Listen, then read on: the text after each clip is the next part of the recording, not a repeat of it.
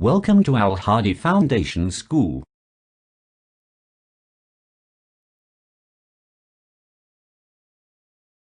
बिस्मिल्लाहिर्रहमानिर्रहीम। अस्सलाम वालेकुम। अल हादी फाउंडेशन स्कूल में आपको खुश आमदीद कहते हैं।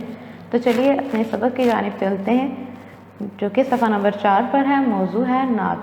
नात रसूल अकरम सल्लल्लाहु अलैहि वआलिहि वसल्लम।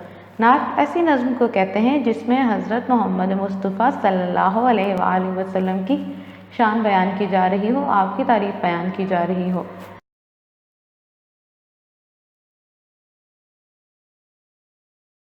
मोहम्मद मुस्तफ़ा महबूब दावर सरवर आलम।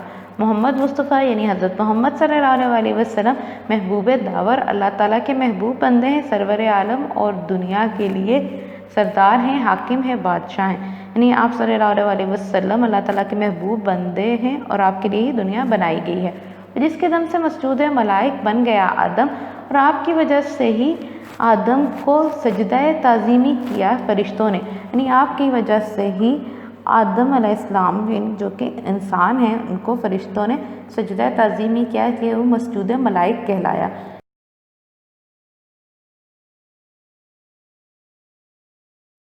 या साजिद को शादा, जिसने मसजूद हकीकी पर साजिद सजदा करने वाला शादा शौकीन को बोला जाता है। मसजूद हकीकी अल्लाह ताला, झुकाया अब्द को दरगाह माबूद हकीकी पर, झुकाया के झुके अब्द बंदा यानी इंसान दरगाह चौखट को बोला जाता है माबूद हकीकी। अब ये नज़्म की खूबसूरती बरकरार रखने के लिए माबूद हकीकी से मुराद ही अल्लाह ताला ही है।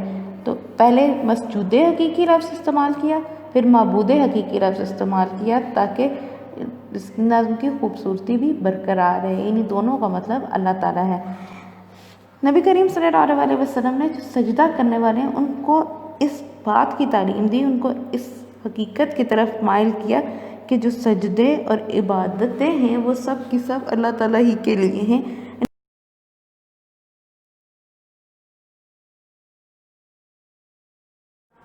दिलाए हक परस्तों को हकूक़ ज़िंदगी जिसने, किया बातिल को गर्क मौजे शर्मिंदगी जिसने। दिलाए हक परस्तों को यानी हक पर मौजूद जो लोग थे उनको हकूक़ ज़िंदगी किसने दिलाए? जिसने। यहाँ पे हज़रत मोहम्मद सल्लल्लाहु अलैहि वसल्लम को कहा जा रहा है, यानी नबी करीम सल्लल्लाहु अलैहि वसल्लम ने हक परस्तों को उनके हकूक़ दिलवाए, और आप सल्लल्लाहु अलैहि वसल्लम ने ही बातिल के गुरूर को खाक में मिला दिया, उनको शर्मिंदगी में डुबो दिया। यानी उनको बताया कि हक क्या है और झूठ क्या है।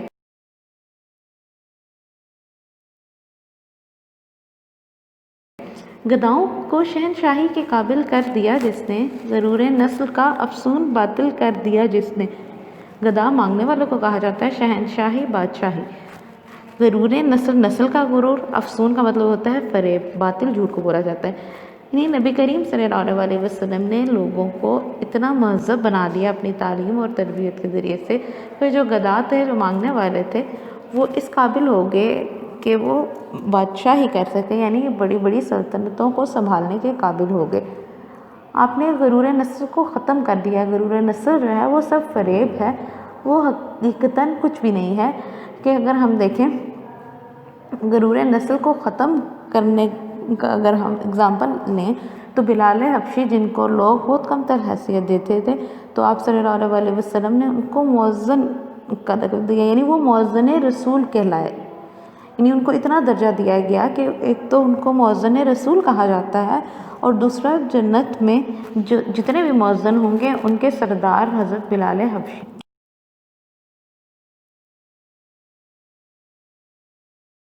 किसका ज़िक्र होता है? नबी करीम सल्लल्लाहु अलैहि वसल्लम का ज़िक्र होता है। ज़मीनों में भी होता है, आसमानों में भी होता है, और आप सल्लल्लाहु अलैहि वसल्लम पर दरूद और सलाम की सूरत में होता है। फ़रिश्तों की दुआओं में, फ़रिश्ते अपनी दुआओं में आपका ज़िक्र करते हैं, आपको याद करते हैं। मुअज़्ज़न की अज़ानों में, मुअज़्ज़न अज़ान देता है तो उसमें भी आपका ज़िक्र है। आपके ज़िक्र के बगैर मुअज़्ज़न की अज़ान ही मुकम्मल नहीं होती, यानी अज़ान के अल्फाज ही मुकम्मल नहीं होते जब तक आपका ज़िक्र ना किया जाए।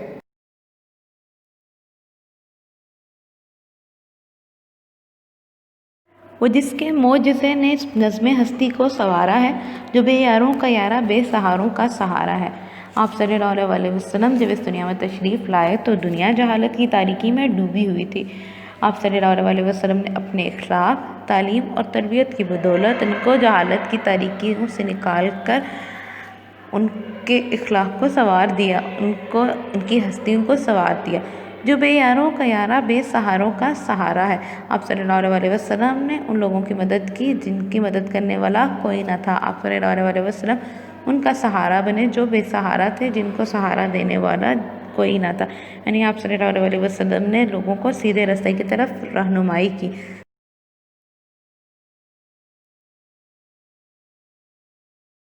ثنا خواں جس کا قرآن ہے، ثنا ہے جس کی قرآن میں۔ ثنا خواں تعریف بیان کرنے والا، یعنی پورا کا پورا قرآن جس کی تعریف بیان کر رہا ہے۔ ثنا ہے جس کی قرآن میں، ثنا تعریف کو بولا جاتا ہے، یعنی جس کی تعریف قرآن پاک میں موجود ہے۔ اسی پر میرا ایمان ہے، وہی ہے میرے ایمان میں۔ شاعر حفیظ جلندری کہتے ہیں کہ میرا اسی پر ایمان ہے اور میرے ایمان کا وہ جز ہے، کیونکہ میرا ایمان اس وقت تک مکمل نہیں ہو سکتا جب تک میں اس ذات پر، اس برگزیدہ ہستی پر، اس پاک ہستی پر ایمان نہیں لاؤں گا، جب تک کہ میں نبی کریم صلی اللہ علیہ وسلم کو نہیں مانوں گا، جب تک میں آپ صلی اللہ علیہ وسلم پر ایمان نہیں لاؤں گا، میرا ایمان مکمل نہیں ہو سکتا۔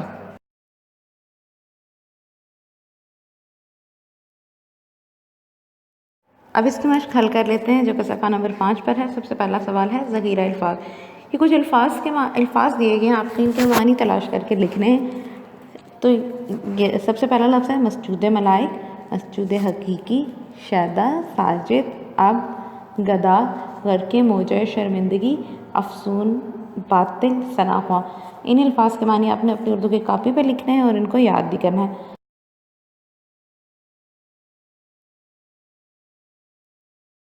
اس کے بعد سوال نمبر 2 دیکھتے ہیں۔ صفحے کے آخر میں 2 عبارات درج ہیں، ذیل میں دیے گئے 2 اشعار پڑھیے اور ان کے نیچے درست مفہوم کی عبارت تحریر کیجیے۔ یہ 2 اشعار دیے ہوئے اور ان کا مفہوم بھی دیا ہوا ہے، جو آپ کو لگے کہ یہ درست مفہوم ہے اس شعر کے مطابق، تو آپ نے اس کو یہاں پہ دی گئی جگہ پر لکھ لینا ہے۔ یا ساجد کو شیدا جس نے مسجود حقیقی پر جھکایا عبد کو درگاہ معبود حقیقی پر۔ اس میں جس چیز کا ذکر ہو رہا ہے اس کے مطابق آپ نے اس کا مفہوم، جو نیچے 2 مفہوم دیے گئے ان میں سے جو اس کے مطابق ہوگا یہاں پہ لکھ لینا ہے۔ گداؤں کو شہنشاہی کے قابل کر دیا جس نے، غرور نسل کا افسون باطل کر دیا جس نے۔ اس کا آپ نے یہ بھی دیکھ لینا ہے کہ کون سا مفہوم کس کا بن رہا ہے، اس کے مطابق آپ نے یہاں پہ لکھ لینا ہے۔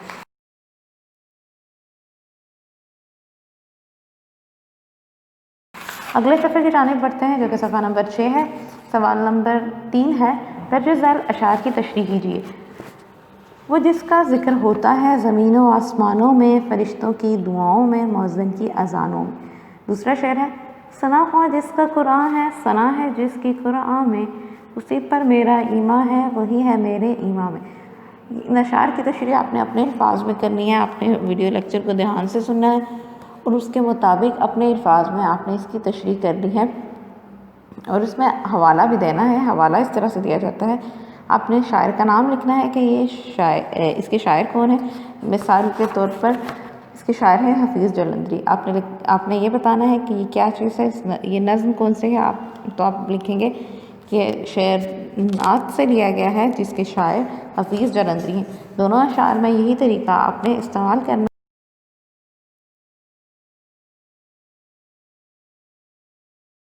سوال نمبر 4 ہے درج ذیل الفاظ کو اپنے جملوں میں استعمال کیجیے۔ تو الفاظ ہیں قابل، غرور، ذکر، موزن، معجزے، سنوارا۔